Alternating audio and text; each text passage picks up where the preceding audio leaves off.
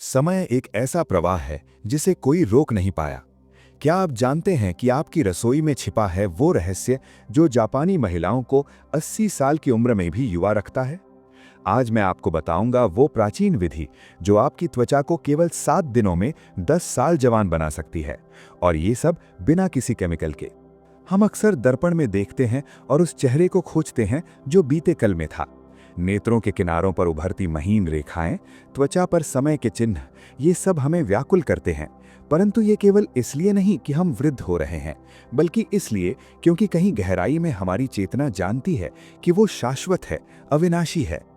आत्मा कभी जीर्ण नहीं होती, और इसी कारण जब ये देह, जो उस अनंत चेतना का आवास है, क्षीण होने लगता है, तो हमारे भीतर एक द्वंद्व प्रारंभ हो जाता है। नमस्कार प्रिय दर्शकों, आज हम किसी सतही सुंदरता की चर्चा नहीं करेंगे। आज हम उन सौंदर्य उत्पादों की दौड़ से परे जाएंगे जहां रासायनिक पदार्थों और सुइयों के माध्यम से समय को बलपूर्वक थामने का प्रयास किया जाता है।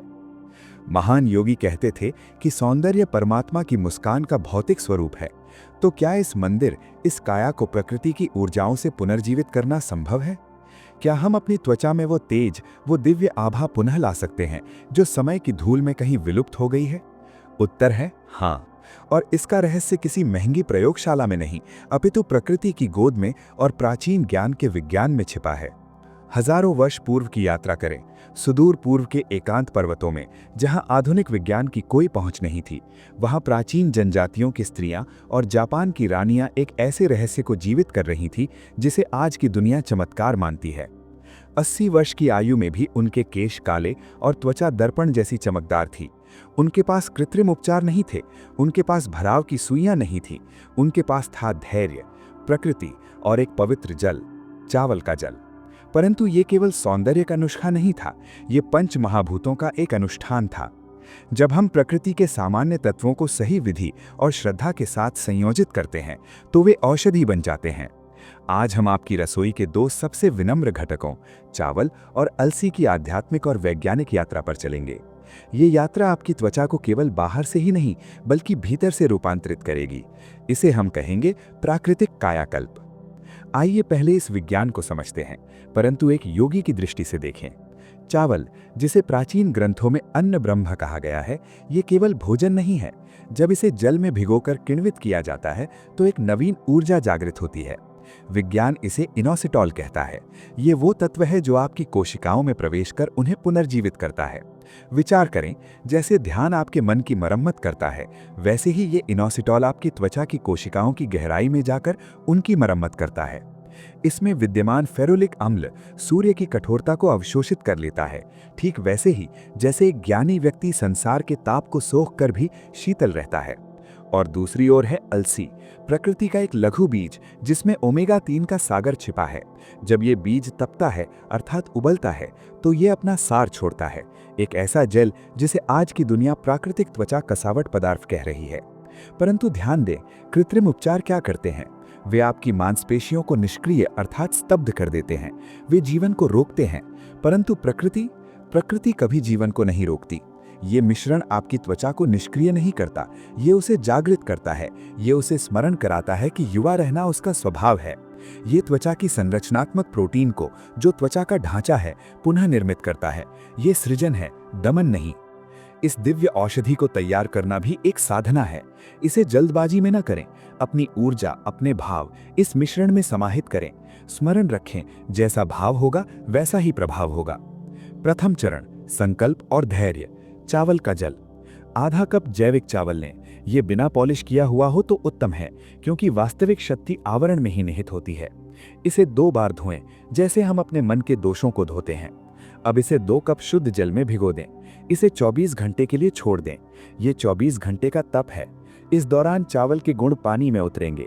जब पानी का रंग दूधिया हो जाए और उसमें हल्की खटास अर्थात किण्वन की गंध आए, तो समझें कि शक्ति जागृत हो गई है। ये अब सामान्य जल नहीं, अमृत समान टोनर है। द्वितीय चरण, रूपांतरण, अलसी का जल। अब 2 बड़े चम्मच अलसी के बीज लें। उन्हें 1 कप जल में अग्नि पर रखें। इसे मध्यम ताप पर पकाएं। ध्यानपूर्वक देखें, जैसे ही पानी में श्वेत झाग आने लगे और वो जल जैसा गाढ़ा होने लगे, अग्नि को शांत कर दें। जीवन में भी यही संतुलन आवश्यक है। न अत्यंत कम न अत्यंत अधिक। यदि अधिक उबालेंगे तो जेल इतना कठोर हो जाएगा कि उसे छानना कठिन होगा। इसे गर्म रहते ही छान लें। ये चिपचिपा पदार्थ आपकी त्वचा को कसने का कार्य करेगा। तृतीय चरण, संगम, समन्वय। अब इस जादुई चावल के जल और अलसी के जल को मिलाएं।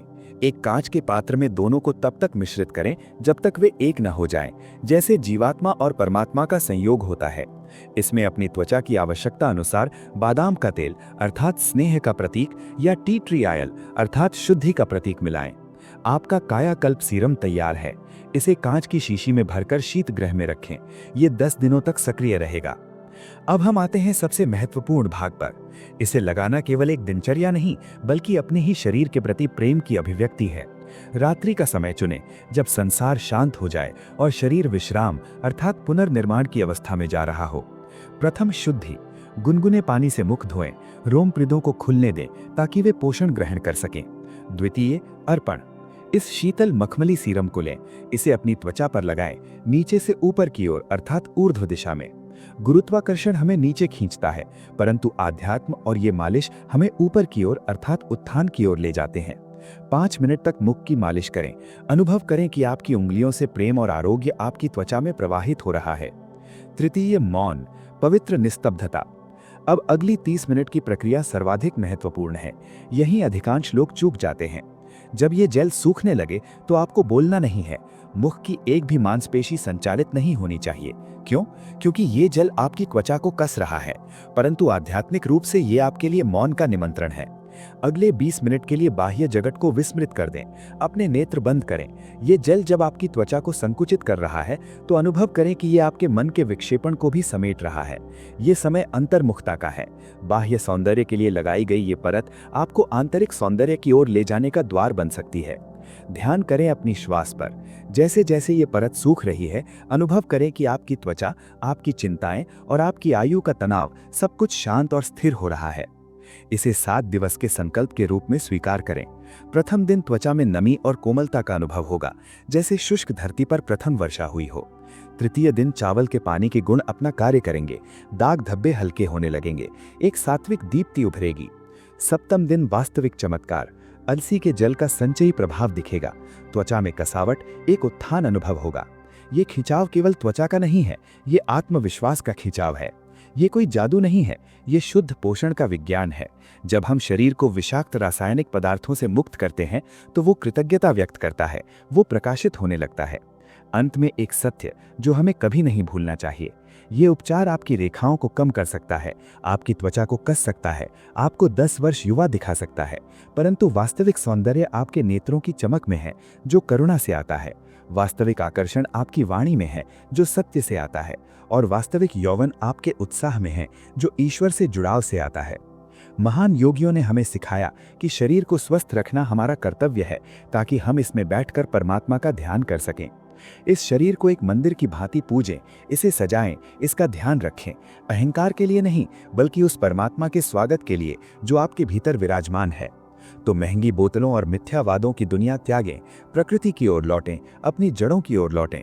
इस प्रयोग को आजमाएं और जब आप प्रातः दर्पण में देखें तो केवल अपनी त्वचा को नहीं, बल्कि उसके भीतर की आत्मशक्ति को नमन करें।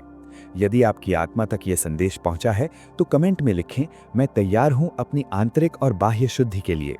ऐसी ही दिव्य और प्राकृतिक विधियों के लिए हमारे साथ जुड़े रहें, स्वस्थ रहें, प्रकाशित रहें और सदैव स्मरण रखें, आप परमात्मा का ही एक सुंदर रूप हैं।